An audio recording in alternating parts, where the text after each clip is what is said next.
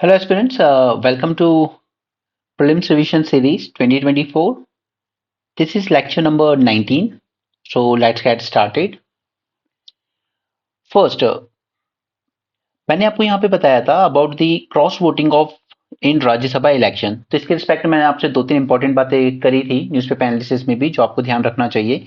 अभी हिमाचल प्रदेश में जो राज्यसभा इलेक्शन हुए हैं उसमें कुछ क्रॉस वोटिंग हुई है। ठीक है, तो इससे रिलेटेड कुछ इंपॉर्टेंट प्रोविजंस हैं, जैसे कॉन्स्टिट्यूशन प्रोविजन में हमारा आर्टिकल 80 जो है वो कहता है कि Rajya Sabha representative from each state are indirectly elected. Alright, indirectly elected that means public elect करेगी एमएलएस को, ठीक है, और फिर ये एमएलएस वोटिंग करके इलेक्ट करेंगे राज्यसभा मेंबर्स को। राइट, इसे कहते हैं इनडायरेक्ट वोटिंग, यानी पब्लिक डायरेक्ट इलेक्ट नहीं कर रही है। और ये प्रोविजन कहां मेंशन किया गया है? आर्टिकल 80 में। This is the first thing you should remember. Now, एक और चीज जो अटल जी की गवर्नमेंट के टाइम हुआ था कि पहले रिक्वायरमेंट थी कि आप जिस स्टेट से आना चाहते हो वहीं पे आपको वोटर होना जरूरी है, लेकिन ये रिक्वायरमेंट वहां से हटा दी गई। जैसे फॉर एग्जांपल हमारे मनमोहन सिंह जी, वो वैसे बेसिकली पंजाब से थे बट उनकी राज्यसभा मेंबरशिप थी असम से। राइट, उसी तरीके से कई तमिलनाडु के ऐसे मेंबर्स हैं जो कि मध्य प्रदेश से राज्यसभा को गए हैं। राइट, तो वो रिक्वायरमेंट हटा दी गई है, पहले थी ऐसी बट अभी नहीं है। Before 1998 the outcome of Rajya Sabha election were usually a foregone conclusion as the candidates were nominated by various parties in accordance to their strength in the assembly। यानी कि अगर जैसे मध्य प्रदेश असेंबली है 230 सीट्स है वहां पर, अब जिस पार्टी के पास जितनी जितनी सीट्स हो, लाइक सपोज कीजिए कि 130 बीजेपी के पास है, फिर उसके बाद 70 कांग्रेस के पास है, बाकी बची हुई 30 किसी और के पास है। राइट, तो जितना उनका प्रोपोर्शन है उतनी ही वो राज्यसभा में मेंबर्स भेज सकते थे। ठीक है, लेकिन ये तब ठीक है जब जितनी सीट्स है वहां पर उतने ही कैंडिडेट आप उतार रहे हो। लेकिन अगर ज्यादा कैंडिडेट उतार दो तो फिर इलेक्शन कराना पड़ेगा कि कौन जीतता है कौन हारता है। राइट, तो अनअपोज इलेक्टेड हो जाते थे पहले। हाउएवर 1998 में कुछ बीजेपी वाले इधर क्रॉस वोटिंग करने लगे, कुछ कांग्रेस वाले उधर करने लगे एंड सो ऑन। तो क्रॉस वोटिंग पहली बार देखी गई महाराष्ट्र में इन 1998। तो वहां से ये जो अनअपोज वाला ट्रेडिशन था ये ब्रेक हो गया। राइट, तो फिर क्रॉस वोटिंग को लेकर कुछ रूल्स बनाना जरूरी हो गए थे। Now, first thing you should remember about Rajya Sabha election कि यहाँ पर ओपन बैलेट सिस्टम चलता है, जबकि जो प्रेसिडेंट इलेक्शन होते हैं उसमें आपकी सीक्रेट बैलेट चलता है। वहां पर आपको शो नहीं करना होता है कि आपने किसको वोट दिया है। इसीलिए हर प्रेसिडेंशियल कैंडिडेट जब इलेक्शन होते हैं तो वो अलग अलग स्टेट जाता है, वहां की जो असेंबलीज होती हैं, लेजिस्लेटिव असेंबली, उनको एड्रेस करता है, उनको बताता है अपने बारे में कि मैं किस तरीके से अपनी कॉन्स्टिट्यूशनल ड्यूटीज जो हैं उनको अपहोल्ड करूंगा, क्योंकि वहां पर सीक्रेट वोटिंग है। ऐसा नहीं है कि किसी को बीजेपी गवर्नमेंट ने प्रोजेक्ट किया है तो कांग्रेस वाले उसको वोट नहीं दे सकते, वो दे सकते हैं। ठीक है, उनकी मर्जी है, अगर उन्हें वो कैंडिडेट अच्छा लगता है। जैसे इस बार कांग्रेस से कई लोगों ने, जैसे छत्तीसगढ़ में कांग्रेस गवर्नमेंट थी तो कांग्रेस ने अपना अलग कैंडिडेट उतारा था, लेकिन उन्होंने वोट बीजेपी कैंडिडेट को दिया कांग्रेस के होकर भी, क्योंकि उनका कहना था कि ट्राइबल लेडी यानी कि द्रौपदी मुर्मू, उनको हम कैसे अपोज कर दें। छत्तीसगढ़ जैसे ट्राइबल स्टेट, अधिकतर वहां पे जो एमएलए आते हैं वो भी ट्राइबल्स थे, तो उन्होंने ट्राइबल कैंडिडेट को वोट दिया रिस्पेक्टिव कि वो खुद कांग्रेस पार्टी को बिलोंग करते थे, लेकिन द्रौपदी मुर्मू के कैंडिडेचर को सपोर्ट किया था बीजेपी ने। ओके, तो वहां पर कोई इशू नहीं आता है, वो सीक्रेट वोटिंग का केस है, वहां पर एमएलए को नहीं दिखाना है पार्टी को कि हमने किसको वोट दिया प्रेसिडेंट इलेक्शन में। लेकिन राज्यसभा इलेक्शन में ओपन बैलेट सिस्टम चलता है, यानी यहाँ पर पार्टी का जो भी नॉमिनी होगा उसको मुझे वोट करके स्लिप दिखानी होगी कि मैंने इनको वोट दिया है। ठीक है, first thing open ballot system चलता है राज्यसभा में। To prevent MLA from cross voting, यानी कि एक पार्टी का हो गया दूसरी पार्टी के कैंडिडेट को अगर वोट दे रहे हो, तो इसके लिए अमेंडमेंट किया गया था section 59 of representation people act 1951 and this amendment was made in 2003। इस अमेंडमेंट ने कहा कि सीक्रेट बैलेट सिस्टम नहीं चलेगा राज्यसभा इलेक्शन में, ओपन बैलेट सिस्टम इंट्रोड्यूस किया जाता है। ठीक है, ताकि इससे क्रॉस वोटिंग ना की जा सके, क्योंकि अधिकतर क्या होता है कि ब्राइब भी दे दी जाती थी पीछे से। जैसे अगर मुझे ज्यादा वोट की सपोर्ट है तो मेरी पार्टी वाले तो मुझे देंगे, दूसरी पार्टी के लोगों का मुझे सपोर्ट चाहिए तो उसके लिए मैं उनको पैसे दे सकता हूँ, तो वो क्रॉस वोट कर जाएंगे पार्टी लाइन से हट के। तो इसको रोकने के लिए 2003 में अमेंडमेंट किया गया इन रिप्रेजेंटेशन ऑफ पीपल एक्ट 1951 और इंट्रोड्यूस किया गया ओपन बैलेट सिस्टम। राइट, अब यहां पर एमएलए को डिस्प्ले करना होगा अपना बैलेट पेपर, पार्टी ने जिस आदमी को भी ऑथराइज किया होगा अपना एजेंट बना के, उस एजेंट को। अगर आप ऐसा नहीं करते हो या फिर आप किसी और को दिखा रहे हो, लाइक आपने अपनी पार्टी के जो बैठा था एजेंट उसको नहीं दिखाया, दूसरी पार्टी वाले को दिखाया कि देखिए मैंने क्रॉस वोटिंग कर दिया आपके फेवर में, ओके, तो फिर आपका वोट इनवैलिडेट हो जाएगा। क्लियर? इंडिपेंडेंट एमएलएस की बात करें तो उन्हें कोई जरूरत नहीं है अपना बैलेट पेपर दिखाने की। रिमेंबर दिस, इंडिपेंडेंट एमएलएस को अपना बैलेट पेपर किसी को भी दिखाने की जरूरत नहीं, चाहे वो किसी को भी वोट करें। ऐसा नहीं है कि उनको जिस पार्टी के आदमी को फेवर कर रहे हैं तो वो उसको दिखाएंगे कि देखिए मैंने आपके उसमें कर दिया, कोई जरूरत नहीं है उनको। They are independent. और एक 10th शेड्यूल, ये आया था 1985 में। This schedule states that if a member of parliament और स्टेट लेजिस्लेचर वॉलेंटरीली लीव्स, ठीक, voluntarily leave the political party और vote against their parties instructions, they can be disqualified from the house. Okay, but अब party instruction के against जाके वो vote कर रहे हैं, जैसे राज्यसभा इलेक्शन में क्रॉस वोटिंग कर दी हिमाचल में कुछ लोगों ने, तो क्या वो डिस्क्वालीफाई हो जाने चाहिए? नहीं। यहां पर 10th शेड्यूल ने कहा it does not apply to Rajya Sabha election. Okay, ये 3-4 बातें हैं जो आपको प्रीलिम्स के लिए जानना जरूरी है। सुप्रीम कोर्ट रूलिंग, मैंने आज भी आपको न्यूज़ पेपर एनालिसिस के साथ एम्फेसाइज किया था Kuldeep Nair versus union of India case, क्योंकि इनके बिना मेंस का आंसर आपका अच्छा नहीं बन सकता जब तक आप ये 2-3 इंपॉर्टेंट केस मेंशन नहीं करोगे। कुलदीप नायर केस में सुप्रीम कोर्ट ने कहा it upheld the system of open ballot. यहाँ पर सुप्रीम कोर्ट ने एग्री किया कि आपने ये जो अमेंडमेंट किया है 2003 में, ये बिल्कुल सही है, ओपन बैलेट होना चाहिए राज्यसभा इलेक्शन में। And in the same case, court also decided that a political party's elected MLA would not be disqualified under 10th schedule for voting against their party candidate। ठीक है, तो हिमाचल में भले ही कांग्रेस के लोगों ने क्रॉस वोटिंग कर दी, वहां पे सीएम साहब कह रहे हैं कि इनको पार्टी से निकाल दिया जाएगा, तो पार्टी से निकाल सकते हो लेकिन आप उनको डिस्क्वालीफाई नहीं कर सकते। ओके, सिर्फ they can face disciplinary action from the party at most. Alright, under 10th schedule वो डिस्क्वालीफाई नहीं होंगे कि आपने पार्टी लाइन के अगेंस्ट जाकर वोट किया है। ऑलराइट, तो ये 3-4 पॉइंट्स हैं जो आपको एक लेंथी क्वेश्चन के फॉर्म में पूछे जा सकते हैं प्रीलिम्स में। ओके, आगे चलते हैं। अगेन हमने ये भी न्यूज़पेपर में देखा था, प्रेसिडेंट द्रौपदी मुर्मू के नाम पर शीर्षक के नाम रखे गए। सी, Zoological Survey of India announced the discovery of new marine species of head-shield sea slug। और इनका नाम रखा गया है Draupadi after president of India. ठीक है, ये इमेज है, आप देख सकते हैं सामने। डिस्कवर कहां से हुआ है, इसी तरह के क्वेश्चन आपसे पूछे जाते हैं कि कहां डिस्कवर हुआ है या इसका रिप्रोडक्शन किस तरह का हो सकता है, इसका हैबिटेट कहां मिलेगा, तो यही 2-4 बातें इसके बारे में जान लीजिए। It was discovered from Digha of West Bengal. ठीक है, उड़ीसा कोस्ट और वेस्ट बंगाल के बीच में मिला है। शॉर्ट होता है, ब्लंट होता है, सिलिंड्रिकल बॉडी होती है, स्मूथ डॉर्सल सरफेस होता है। फिजिकल एट्रीब्यूट्स टाइनी है, ब्राउनिश ब्लैक इन्वर्टिब्रेट है, this is you should remember invertebrate. It has a shell inside its body and is hermaphrodite. और हार्मेफ्रोडाइट मतलब organism that possess both male and female reproductive organ. This you must remember this word. ठीक है, hermaphrodite, male और female दोनों reproductive organs इनके पास होते हैं। नाउ रिप्रोडक्शन तो वो ठीक है किस मंथ में होता है, नॉट इंपॉर्टेंट। हैबिटाट, हैबिटाट इनका होता है mostly intertidal zone. And distribution, तो ये स्पीशीज मोस्टली हमें मिलता है टेम्परेट रीजन्स में, इंडो पैसिफिक ओशन के around, but 3 species are truly tropical. Okay, gulf of Thailand में मिल जाता है, वेस्ट बंगाल उड़ीसा कोस्ट एंड कुछ अलग अलग जगह पर। ठीक है, but this word, this hermaphrodite, you should remember. Zoological survey ने डिस्कवर किया है तो उसके बारे में भी याद रख लेते हैं। ये आता है मिनिस्ट्री ऑफ एनवायरनमेंट के अंडर में, क्योंकि पहले आपको क्वेश्चन इस तरह से पूछे गए हैं about central pollution control control authority के बारे में पूछा गया। उसके बाद फिर 22 में भी आपको पूछा गया था अबाउट समथिंग, कोई एक बॉडी थी जो कोई सा एनवायरनमेंट पोल्यूशन एक्ट के अंडर में बनी हुई थी, राइट, उसके बारे में पूछा गया है। एनजीटी के बारे में आपको पूछा गया, इस तरह की चीजें आती रहती हैं। तो जब न्यूज़ इनसे रिलेटेड आएगी तो उसके बारे में थोड़ा सा जान लेना is always better. Okay, zoological survey of India, ये आता है मिनिस्ट्री ऑफ एनवायरनमेंट के अंडर में। इसका काम है मोस्टली सर्वे करना, एक्सप्लोर करना about the fauna to advance knowledge about country's diverse wild life.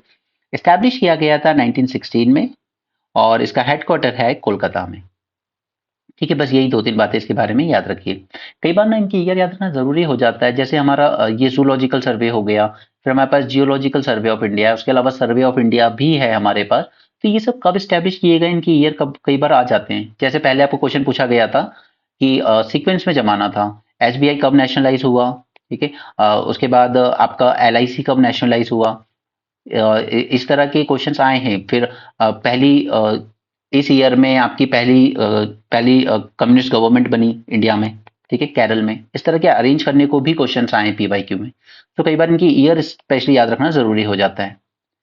Turning mushroom into gold, the Hindu का न्यूज था, तो इसके बारे में जानना बहुत जरूरी है, क्योंकि आप पीवाईक्यू देख सकते हो, गुची के टर्म में क्वेश्चन पूछा गया था इन 22। यहाँ पे पूछा गया था गुची के बारे में कि वो फंगस होता है या किस रीजन में ग्रो होता है, ये क्या ये कमर्शियली कल्टीवेट किया जाता है नॉर्थ ईस्ट में, तो इस तरह से इनकी कैरेक्टरिस्टिक्स जानना जरूरी हो जाता है। तो यहाँ पर हम इसके इसके बारे में जान लेते हैं, मशरूम के बारे में, जहां से हमने नैनो गोल्ड बनाए। ये देख सकते हो आप, इसका नाम है रोइन ऑल्मी मशरूम। अगर आपने द हिंदू का डिस्कशन नहीं देखा होगा तो आपके लिए नया होगा, अदरवाइज आपने वहां भी देखा था ये चीज। ठीक है, इमेज आपके सामने। Now it is a mushroom, it is a mushroom of Termitomyces species. It grows on termite hill. You should remember it grow on termite hill and called as roan olmi in Goa. एक तरह का wild mushroom है, loved by Goans and even eatable भी है, okay, खाया भी जा सकता है। Association with termites. These mushrooms rely solely on their association with the termites for growth and cannot exist independently. Okay, one thing is wild है, दूसरा edible भी है, and third is they cannot exist independently. Okay, these are 3 points you should remember. Now termites provide mushroom the organic material they need to grow, and termites eat them to obtain enzyme and nitrogen. Right? एक तरह की अच्छी खासी symbiotic relationship होती है दोनों के बीच में, termites and this mushrooms. It is found only only in western Ghats. अब पता है आपको, कई बार जो लास्ट लास्ट में कुछ लोग ऐसे भी आएंगे आपका ट्रिक लेके कि बिना पढ़े भी आप सही क्वेश्चन टिक कर सकते हो।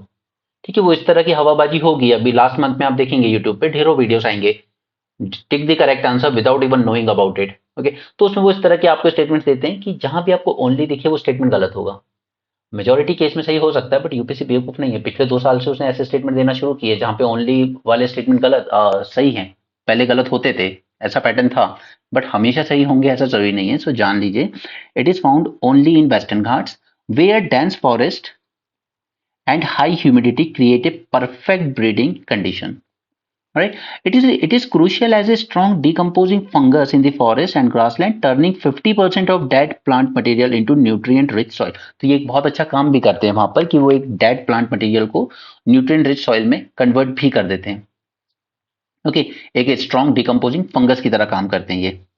कंसर्न क्या है? Over exploitation. ओके, ये जो ओवर एक्सप्लॉइटेशन हो रहा है, it can cause outbreak of new forest disease such as Kyasanur forest disease. ठीक है, तो ओवर एक्सप्लॉइटेशन हमेशा आपके लिए नई नई प्रॉब्लम्स लेके आएगा। इसके बाद टर्मिटोमाइस स्पीशीज के बारे में जानते हैं। All Termitomyces species are edible, this is one point, valued for their texture, flavour, nutrients, health benefits etcetera, and they have a variety of beneficial antioxidant and anti microbial properties. ठीक, इसीलिए इनका cultivation किया जाता है। उसके बाद अब एक और पैटर्न जो होता है क्वेश्चन का, उसमें आपको 3-4 नाम देके पूछ लिया जाता है ये क्या क्या चीज है। तो अगर ये नाम आपको दिए जाएं, खुतोल्मी, फुगोओल्मी, टमडीओल्मी एंड शितोल्मी, तो ये चारों कुछ नहीं है बल्कि मशरूम के टाइप्स हैं। इस तरह के क्वेश्चन आएंगे आपको, पक्का आएंगे। So please be serious about this. और अगर आप 24 की जगह 25 की भी तैयारी कर रहे हैं ना, तो प्लीज ये चीजें ध्यान रखिएगा। इस तरह के क्वेश्चन यूपीएससी में पूछें और एक एक दो दो 3-3 साल के टाइम लैग के साथ पूछें। जब अपन सोचते हैं कि 2 साल पुराना है, ऐसी चीज कौन पूछेगा, लेकिन वो पूछ लेता है बाद में। ओके, सो आप जब भी अटेम्प्ट देना चाहते हो, डजेंट मीन कि आप उसी साल प्रिपरेशन करोगे, तो आपको पहले से करनी पड़ती है। ऑलराइट, यहाँ पर इंडिया ने कंडक्ट किया first human clinical trial for haemophilia A gene therapy. ये जो डिजीज है हेमोफीलिया, ठीक है, इसके लिए हमने first time gene therapy conduct की गई है। अरे तो पहले हेमोफीलिया के बारे में जान लेते हैं। देखिए, अगर हेल्दी सेल की हम बात करेंगे ना, देखिए यहाँ पे नॉर्मल ब्लड वेसल है, सपोज हैमरेज हो गया किसी को, ये ब्रेक हो गया, तो उसके बाद क्लॉटिंग हो जाएगी। आपका ब्लड एक बार बहना शुरू होता है, फिर थोड़ी देर बाद रुक जाता है क्योंकि क्लॉटिंग हो जाती है, राइट, प्लेटलेट्स वो काम करते हैं। बट हेमोफीलिया में क्या होता है कि आपकी नॉर्मल ब्लड वेसल है, यहाँ पे हैमरेज हुआ और यहाँ पर एबिलिटी नहीं बची आपके ब्लड में कि वो क्लॉट हो सके, ठीक है, रुकता नहीं है और वो खून लगातार बहता रहता है। मैंने आपको बताया जस्ट 8% हमारी बॉडी में ब्लड होता है। एक्सीडेंट हुआ, अगर ज्यादा खून बह गया, फिर डॉक्टर कहते हैं कि ज्यादा खून बहने से मौत हो गई है, राइट, इस तरह की चीजें। Recently India conducted first human clinical trial of gene therapy for haemophilia A at Christian Medical College Vellore. It is a genetic bleeding disorder caused by deficiency in the clotting factor. Clotting factor 8, okay, एक blood clotting protein होता है, इसकी deficiency हो जाती है तो फिर ये क्लॉटिंग नहीं कर पाता है आपके ब्लड को। वो आपका ब्लड अगर एक बार कट लग गया तो फिर वो बहता रहेगा, राइट। ये जो प्रोटीन है हमारा ब्लड क्लॉटिंग प्रोटीन, जिसको हम कहते हैं क्लॉटिंग फैक्टर 8, ये बहुत जरूरी है ब्लड क्लॉटिंग के लिए, अदरवाइज अगर आपको एक बार कट हुआ तो फिर वो ब्लड बहता जाएगा, राइट। ये भी एक तरह का जेनेटिक डिसऑर्डर ही होता है, ठीक है। इससे पहले हमने जेनेटिक्स के लेक्चर में सिकल सेल एनीमिया, थैलेसीमिया, ये सब पढ़ा था। Sex link. It is a sex linked disorder determined by X and Y chromosome. The gene for hemophilia is found on X chromosome. ठीक है, हमें पता है तो 22 पेयर सेम होते हैं, फिर मेल फीमेल में अलग अलग होता है XX एंड XY, ठीक है। तो ये सेक्स लिंक डिसऑर्डर है determined bye X and Y chromosome and the gene for haemophilia is found in X chromosome, ठीक है। दोनों में मेल में फीमेल में होता है XX, मेल में होता है XY, ठीक है। तो ये जो X क्रोमोसोम होता है उस पे, उसकी वजह से ये पूरा शुरू होता है। Haemophilia is much more common in males than in females. Symptoms: prolonged bleeding after injuries, surgeries या spontaneous bleeding into muscles and joints, ठीक है। ब्लीडिंग एक बार शुरू हो गई तो फिर वो रुकती नहीं है, तो काफी सीरियस इशू हो जाता है, ठीक है। और ज्यादा कॉमन मेल में होता है, इस पॉइंट को याद रखिएगा, ठीक है। मेल में ज्यादा कॉमन है ये चीज। ट्रीटमेंट, अब ट्रीटमेंट की बात करें तो फिर एक ही तरीका है कि आपको रिप्लेसमेंट थेरेपी ही करानी पड़ेगी, where clotting factor concentrates are infused into the blood stream to assist blood clotting. अलग से आपको इस तरह के क्लॉटिंग फैक्टर्स, ये जो हैं आपके क्लॉटिंग फैक्टर 8, ये अलग से दिए जाते हैं ताकि आपकी बॉडी में वो क्लॉटिंग शुरू कर सके। Other treatments may involve like medication to encourage clotting or surgery to mend bleeding related damage etc. दो होते हैं, haemophilia A, haemophilia B. Haemophilia this type is caused by lack और डिक्रीज ऑफ क्लॉटिंग फैक्टर 8, ठीक है, जो news article हमने देखा उसके रिस्पेक्ट में हेमोफीलिया ए। जबकि बी जो होता है it is caused by lack और डिक्रीज ऑफ क्लॉटिंग फैक्टर 9। और बस ये छोटा सा डिफरेंस है दोनों में। एक ही छोटा सा इनिशिएटिव था, जब मैंने आपके साथ न्यूज आर्टिकल डिस्कस किया था तो वहां पर हमने एक हाइड्रोजन रन फेरी, ठीक है, छोटी सी शिप, उसको प्राइम मिनिस्टर ने लॉन्च किया था केरल में, ठीक है। तो उसी से रिलेटेड ये इनिशिएटिव है हरित नौका इनिशिएटिव। ये 2024 में लॉन्च किया गया था by shipping ministry, okay, inland vessels के लिए, कि आप जो रिवर्स हैं उनमें इनलैंड में हम शिप्स को रन कर सकें। और इस गाइडलाइन के according all state must aim to use green fuels for 50% of inland waterways passenger fleet within next decade and 100% by 2045, ठीक है। तो इसलिए ये पॉइंट मुझे आपको बताना जरूरी था। It aims to cut the green house gas emissions according to maritime Amrit Kaal vision 2047, okay. ये याद रखिएगा सिर्फ, अगर प्रीलिम्स में नहीं आएगा तो मेंस में आप इसको कर सकते हो कि हमने अपनी जो शिपिंग है उसको भी डीकार्बोनाइज करने के लिए, हमने देखा अभी तक डीकार्बोनाइज करने की बातें कि एग्रीकल्चर सेक्टर को डीकार्बोनाइज करना जरूरी है, ट्रांसपोर्टेशन को डीकार्बोनाइज करना जरूरी है। तो उसी में आप ये कोट करेंगे कि हमने हाइड्रोजन फ्यूल से चलने वाली एक फेरी लॉन्च की है केरल में, और हरित नौका इनिशिएटिव के अंडर में हम लोग एम करते हैं कि ग्रीन फ्यूल पे रन करेंगे एटलीस्ट 50% ऑफ इनलैंड वाटरवेज, और by next decade 100% by 2045, okay. तो ये एक अच्छा फॉर्डर पॉइंट भी बनता है, तो वो दिखाता है कि आपका जो डोमेन ऑफ नॉलेज है वो कितना ब्रॉड है, right. Just don't go on those rote learning sort of things, क्योंकि वो आपके आंसर को वो इम्पैक्ट नहीं देंगे जो चेक करने वाला देखना चाहता है इम्पैक्ट आपके आंसर में, ओके।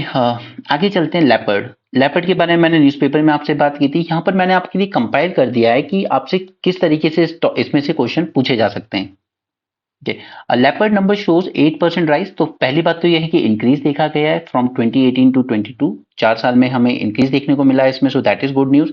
उसके अलावा क्वेश्चन किस तरीके से पूछे जाएंगे आपसे, just a second.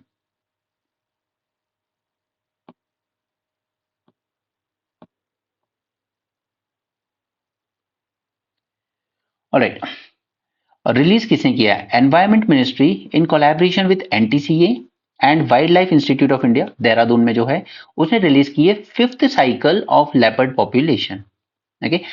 IUCN status क्या है? वल्नरेबल। देखिए लेपर्ड के जितने टाइप है ना, चाहे वो क्लाउडेड लेपर्ड लेपर्ड हो, स्नो लेपर्ड हो या नॉर्मल लेपर्ड हो, सभी का आईयूसीएन स्टेटस वल्नरेबल ही है, ठीक है। साइट्स के अपेंडिक्स 1 में आता है, वाइल्ड लाइफ प्रोटेक्शन एक्ट के शेड्यूल 1 में आता है। अब इस 1972 के एक्ट में जो अमेंडमेंट हुए हैं 2023 में, ठीक है। पहले इसमें 6 शेड्यूल हुआ करते थे, अब इसमें से 4 शेड्यूल रह गए, ये हमने डिस्कस कर लिया है पहले। ऑलराइट, उसमें से फर्स्ट सेकंड थर्ड इसमें हाईएस्ट प्रोटेक्शन वाले, इसमें लेस प्रोटेक्शन वाले, और जो फोर्थ अलग से हमने ऐड किया, इस थर्ड में प्लांट्स आ जाएंगे। फोर्थ वाला जो हमने ऐड किया उसमें हमने वो स्पीसीज ऐड किए हैं जो साइट्स कन्वेंशन में ऐड हुए हैं, ठीक है, साइट कन्वेंशन में जिनका नाम आता है, ठीक है। तो हमने, आप कह सकते हैं कि इंटरनेशनल लेवल पे हमने साइट कन्वेंशन ज्वाइन किया, उसी को इंप्लीमेंट करने के लिए हमने ये एक्ट फॉलो किया था, और उसी को अमेंडमेंट करके एक अलग से ही शेड्यूल ऐड कर दिया गया है, शेड्यूल 4, जो सीधे सीधे साइट की ही जो लिस्ट है उसको मेंशन करता है। ओके, अब आपसे यहाँ पूछा जाता है with respect to region wise distribution, ये पैटर्न यूपीएससी को सबसे ज्यादा पसंद है, चाहे टाइगर के बारे में हो, लेपर्ड या कोई और एनिमल, आपसे reason wise distribution, state wise distribution पूछा जाता है जनरली। तो टोटल पॉपुलेशन कितनी है हमारे पास इंडियन लेपर्ड की? 13,874, 8% से इंक्रीज देखने को मिला है। However, this only covers 70% of the leopard habitat with Himalayas and semi-arid regions not included in the survey.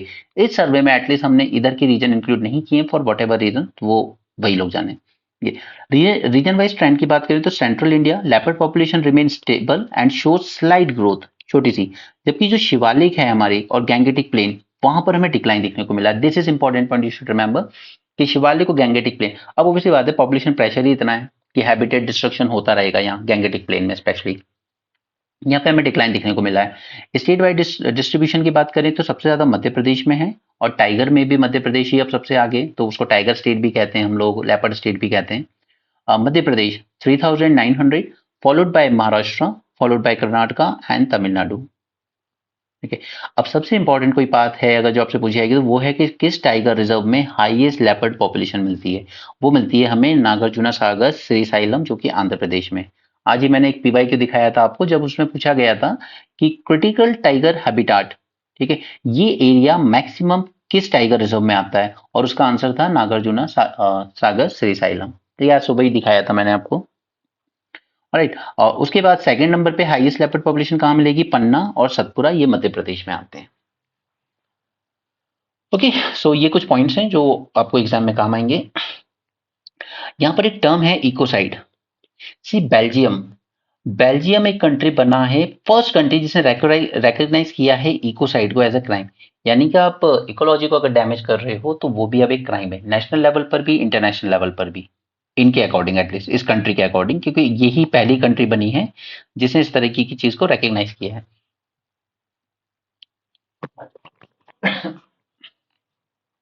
Ecocide means significant harm or destruction to ecosystem often caused by humans. ठीक है, commonly cited example की बात करें तो Vietnam के time पर बहुत deforestation किया गया था, क्योंकि फॉरेस्ट में छुप के ये लोग मार रहे थे यूएस सोल्जर्स को, तो यूएस आर्मी ने काफी ज्यादा इसको डिफॉरेस्टेशन करने किया ताकि ये लोग छुप ना सकें। Second is destruction of environment during Russian invasion of Ukraine. अब बॉम्ब गिरते हैं, मिसाइल गिरती है, तो ऑब्वियसली बात है कि जंगल पूरे चली जाने। Deforestation in Indonesia and most important in Amazon rainforest. Oil pollution in Niger Delta and Chernobyl disaster. Okay, all these are part of ecocide. तो आपको क्वेश्चन या तो सीधे इकोसाइड पे पूछा जा सकता है कि ये क्या है, या एक दो स्टेटमेंट दिए जा सकते हैं कि बेल्जियम पहली कंट्री बनी है, या इंडिया ने भी इस तरह की चीजें रिकॉग्नाइज की, तो नहीं की है, सिर्फ बेल्जियम दुनिया में अकेली है। या फिर आपको इस तरीके से पूछा जा सकता है कि ये 4-5 चीजें देखी दी जा सकती हैं, पूछा जाए कि इनमें से कौन सा इकोसाइड की डेफिनेशन में फॉलो करेगा। Okay, legal restriction, there is currently no international law prohibiting ecocide. Now this is again an important point, there is no international law prohibiting ecocide during peacetime. However, Rome statute criminalize करता है इसको। The term ecocide was popularized by Olof Palme, okay, when he accused the United States of ecocide at 1972 UN Conference on Human Environment. US बहुत सारी problems के लिए responsible है world में, बहुत सारी, लेकिन सच ये है कि यूएस के बिना आप चल भी नहीं सकते। ओके, पीवीटीजीज को लेकर था, पहले भी मैं कुछ सेशन में डिस्कस कर चुका हूँ पीवीटीजीज, तो मैंने उसको एज इट इज ही आपको दोबारा से प्रोवाइड कर दिया, उसमें कुछ नया नहीं है। ठीक है, पीवीटीजीज ये सबसे ज्यादा वल्नरेबल ट्राइबल ग्रुप्स होते हैं। 1973 में देबर कमीशन आई थी, उसने बात की थी प्रिमिटिव ट्राइबल ग्रुप को एक सेपरेट कैटेगरी बनाने की, यानी कि with in ST, with in schedule tribe भी एक सेपरेट कैटेगरी बनाई जाए, क्योंकि ये ट्राइबल ग्रुप में और ज्यादा पीछे रह गए। ठीक है। तो 2006 में गवर्नमेंट ऑफ इंडिया ने इसको रीनेम किया कि प्रिमिटिव यानी बहुत बुरा लगता था बोलने में, तो at least particularly vulnerable tribal group इनको रीनेम कर दिया गया 2006 में। क्राइटेरिया क्या दिया देबर कमीशन ने आइडेंटिफाई करने का? Pre agriculture level of technology, low level of literacy, economic backwardness and A declining और स्टैग्नेंट पॉपुलेशन। ठीक है।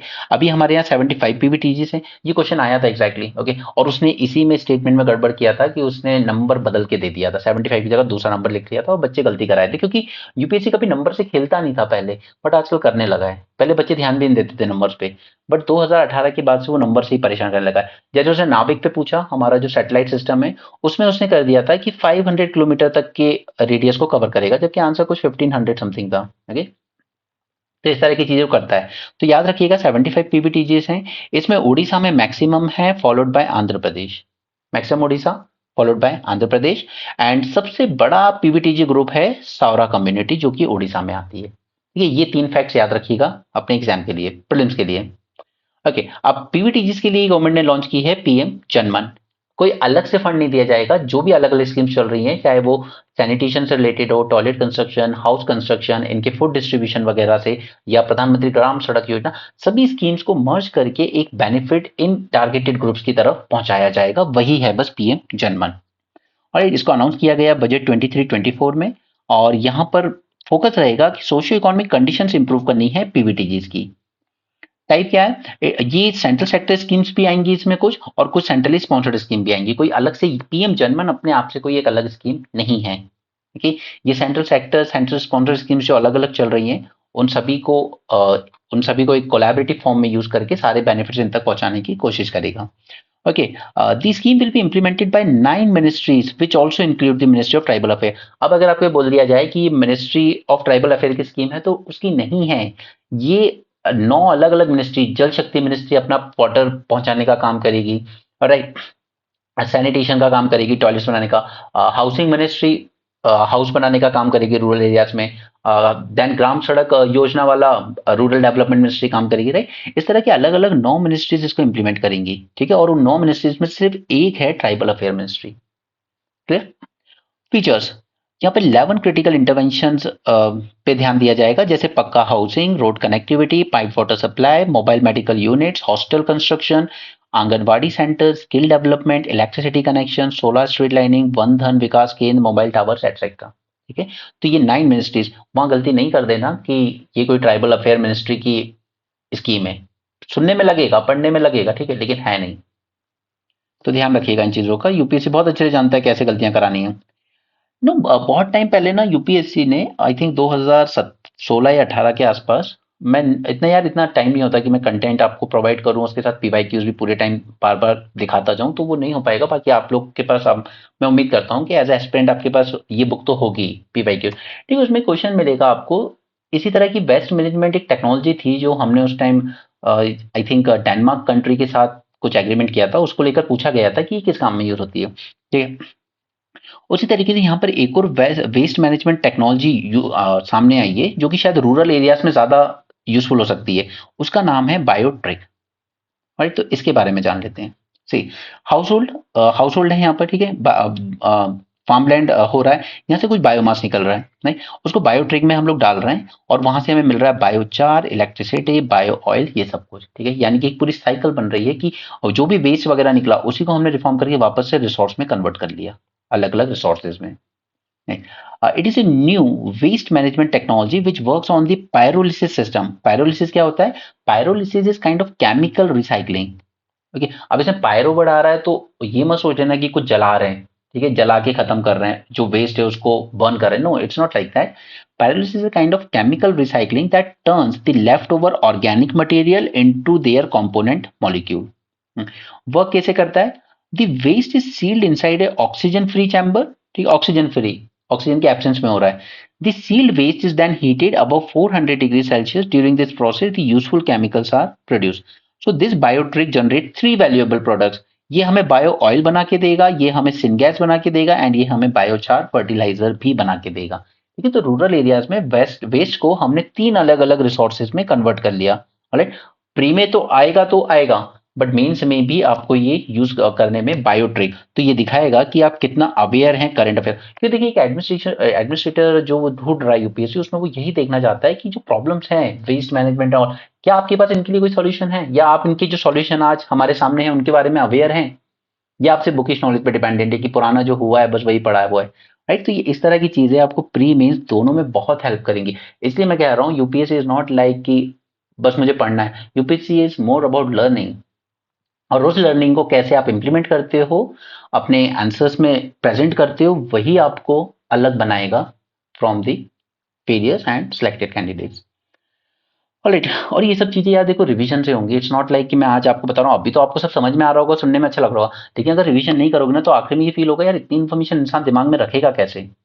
ओके, रिवीजन बहुत जरूरी है। आप जो भी पढ़ते हो प्लीज उसको विद इन 24 आवर्स दोबारा रिवाइज कर लो। आज पढ़ा है तो अगली मॉर्निंग में उठ के शुरू की जो 2 घंटे होते हैं ना रोज सुबह, वो 2 घंटे आपके रिवीजन के होने चाहिए। उसके बाद आगे आओ। इसलिए मैं कहता हूँ न्यूज़पेपर एनालिसिस आराम से देखा करो शाम को 6 बजे। ठीक, उसके पहले मत देखा करो। पहले आप जो अपनी फ्रेश एनर्जी है, जो दिमाग एकदम फ्रेश होता है मॉर्निंग में, उसको रिवाइज करो पिछला पढ़ा हुआ, और फिर अपना जो अपना डेली का टारगेट है उसको खत्म करो।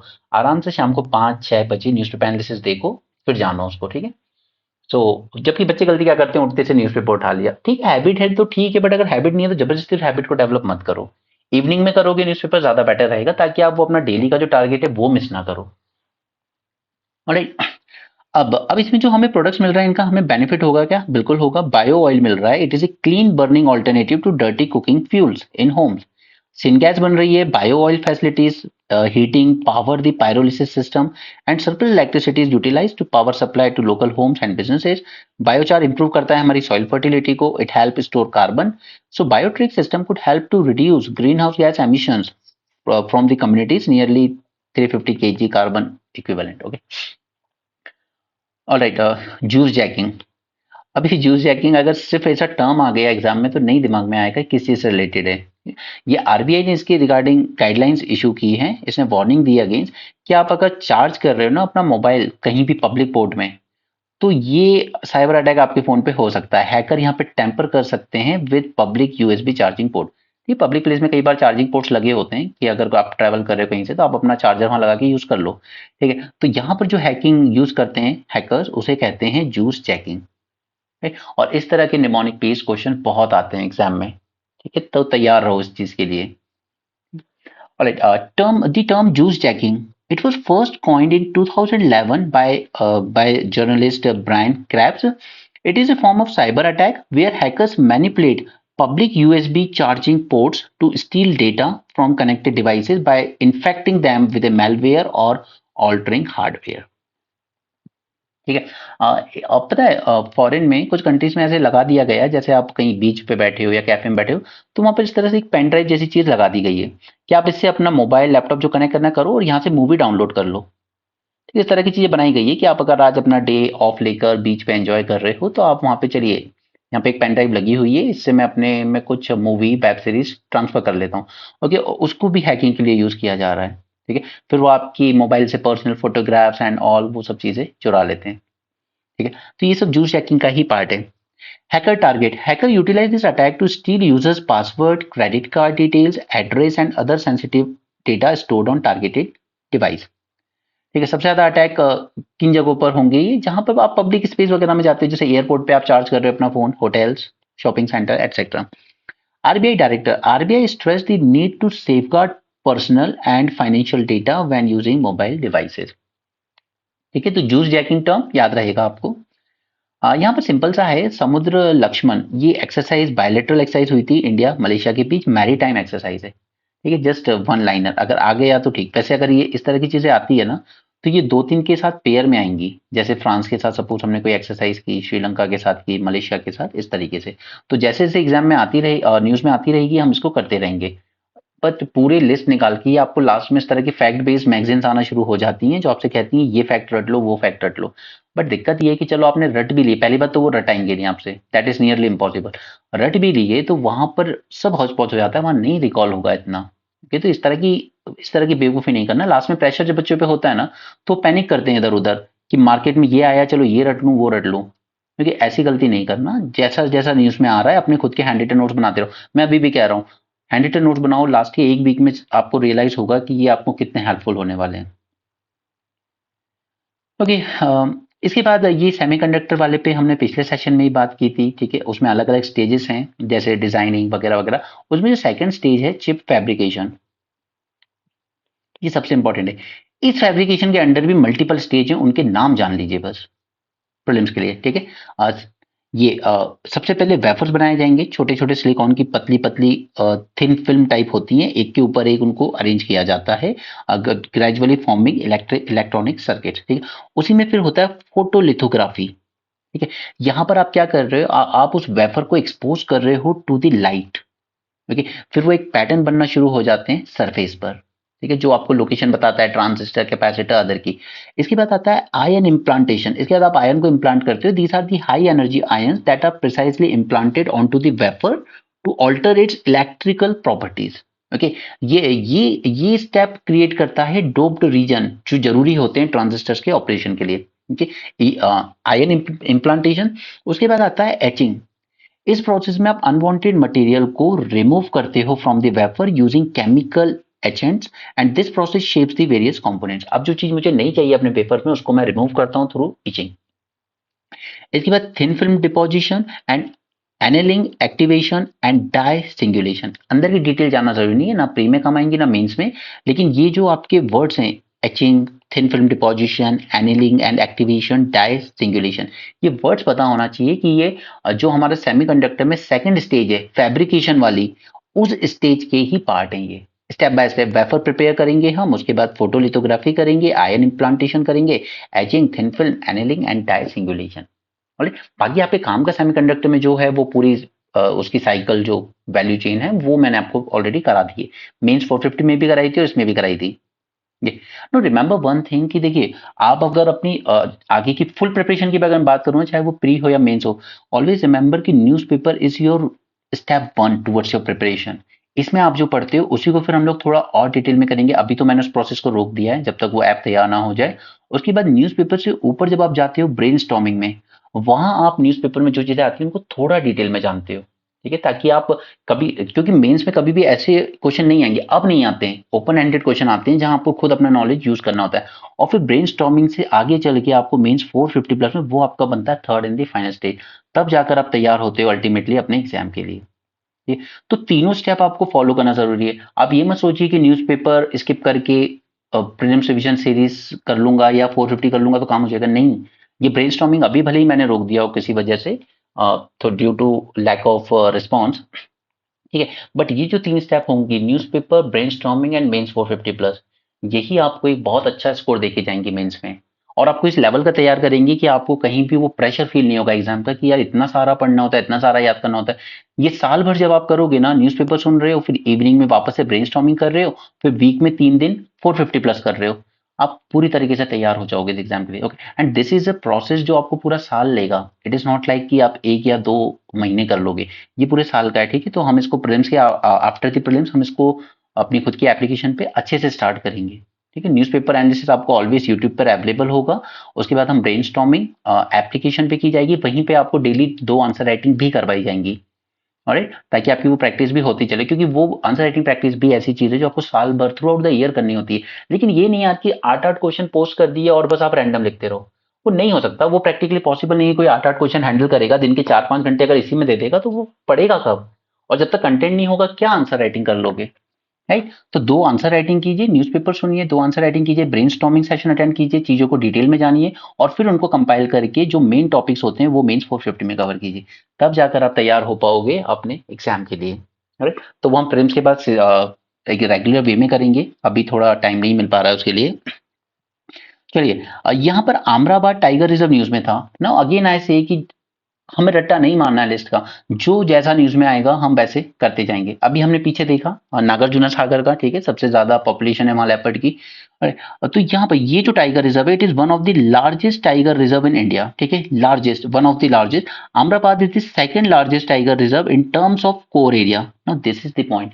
अब आप टाइगर रिजर्व की लिस्ट रट भी लोगे तो आपको ये याद नहीं हो सकता कि कितने स्क्वायर किलोमीटर का एरिया किसका कोर एरिया कम है, किसका ज्यादा है, ठीक है। तो Amrabad has the second largest tiger reserve in terms of core area. Now, can you tell me अगर आपको पता है कि लार्जेस्ट कोर एरिया किस टाइगर रिजर्व का है, ओके, गूगल कर लेना, जरूरी है जानना कि थोड़ा सा इन्वॉल्वमेंट रखो अपना। It is the sixth largest in terms of total area. It is located in नागर कुर्नूल या नालकोंडा डिस्ट्रिक्ट ऑफ तेलंगाना में लोकेटेड है। The reserve is notified as a sanctuary 1983, not important, इतना इंपॉर्टेंट पॉइंट नहीं है। The Amrabad tiger forest, Amrabad tiger reserve forest is home to largest number of tigers in Telangana state, and the hilly terrain of this tiger reserve with deep valleys and gorge form the catchment of Krishna river. Okay, इसके अलावा dense grass अगर होती है यहाँ पर, dominant tree species दिए हुए हैं, वाइल्ड एनिमल्स, बट इतना इंपॉर्टेंट नहीं है, बस इतना याद रखिए कि हाँ तेलंगाना में आता है। It is one of the largest tiger reserve in India and second largest tiger reserve in terms of core area. इसका नंबर 1 कौन सा है वो आप देख लीजिएगा। आगे चलते हैं एनईएफटी। काफी सारी चीजें होती हैं, जैसे हमारा, चलिए यूपीआई तो बाद में आया है, एनईएफटी चलता था, उसके अलावा आरटीजीएस भी चलता था पहले से। तो इसके बारे में अच्छी न्यूज ये है कि NEFT process highest ever 4.1 crore transactions per day. बहुत होता है ये, ओके। और इसमें ग्रोथ देखना अच्छा है एक्चुअली, वॉल्यूम के टर्म्स में जब हमें ग्रोथ देखने को मिलती है तो it is actually good thing, because जितना ज्यादा हम डिजिटाइज रहेगी हमारी इकोनॉमी उतना बेटर रहेगा। हमें कैश लेस बनना है, पूरी तरीके से तो नहीं बन सकते, बट जितना रिड्यूस हो सके उतना कम करना है। ऑलराइट, एनईएफटी के बारे में जान लेते हैं। यहाँ यहाँ पर आप किसी भी बैंक ब्रांच से पैसे ट्रांसफर कर सकते हो टू किसी और इंडिविजुअल फर्म या कॉर्पोरेट में, चाहे वो किसी भी और बैंक ब्रांच में हो, ठीक है। And what you need to remember is कि राउंड द क्लॉक अवेलेबल है। पहले इसका टाइमिंग हुआ करता था, बट अब इसको 24/7 and through out the year on all days, even on Sunday आपको अलाउ किया जा सकता है। Second point you should no is कि एनईएफटी में कोई मिनिमम या मैक्सिमम लिमिट नहीं है, ठीक है। आप कितना भी अमाउंट कर सकते हो, मिनिमम भी मैक्सिमम भी। A person who does not have a bank account can also remit funds through NEFT to a beneficiary having a bank account with another NEFT member bank. It can be done by depositing cash at the nearest NEFT enabled branch. आप वहाँ cash लेके जाइए, deposit कीजिए, and such cash remittances will however be restricted to a maximum of 50,000 per transaction. Okay, लेकिन cash से कर रहे हो तो फिर रिस्ट्रिक्शन आ जाएगी, 50,000 पर ट्रांजैक्शन की लिमिट आप पे लग जाती है उसमें। ओके, इसके अलावा डिफरेंस क्या है एनईएफटी आरटीजीएस में? तो RTGS operate on continuous and real time basis for individual transaction. NEFT transaction occur in batches, so there might be slight delay for actual transfer, ठीक है, छोटे छोटे बैचेस में जाता है। जबकि वो जो रियल टाइम है, उसका नाम ही है रियल टाइम, तो वो आपका एकदम कंटिन्यूअस रियल टाइम बेसिस पे तुरंत के तुरंत चला जाएगा।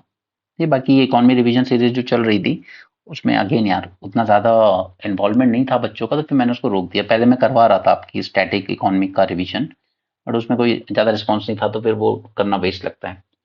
एनीवे, यहाँ पे वर्ल्ड की फर्स्ट पंचांग बेस्ड यानी कि वैदिक क्लॉक लगाई गई है, ठीक है, वैदिक क्लॉक उज्जैन में लगी है हमारे यहाँ। बट उसके बारे में कुछ ऐसा मुझे नहीं लगा एटलीस्ट कि इसका हमें एग्जाम में कोई यूज हो सकता है। बस बनाई गई है, इतना काफ़ी है। ओके, तो that's it for this session. Okay, so हमने यहाँ पे देख लिया जो कुछ हमारे काम का था।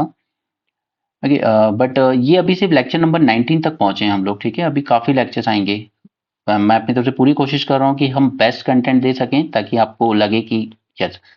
एंड वो मुझे पता है कि ऑब्वियसली एक एस्पिरेंट के तौर पे आप पीटी जरूर पढ़ रहे होगे, पढ़ो, कोई दिक्कत नहीं है, बट प्लीज़ मेक श्योर कि उसको लाइन बाय लाइन नहीं पढ़ना, ठीक है। You should know how to filter out the content, उसमें से जो काम का है उसको पढ़ो, वर्ड बाय वर्ड पढ़ने की गलती नहीं करना, ओके, डोंट डू दैट। बाकी from my revision side I am trying my best अपने एक्सपीरियंस से कि हम कम से कम कंटेंट रखकर ज़्यादा आउटपुट निकाल सकें, ठीक है। इनपुट कम देकर ज़्यादा आउटपुट, ये नहीं कि एक 100 पेज की पीटी पढ़ रहे हो, एक क्वेश्चन आ रहा है, उस तरह का आउटपुट जनरेट नहीं करना है, फिर प्रॉब्लम हो जाएगी।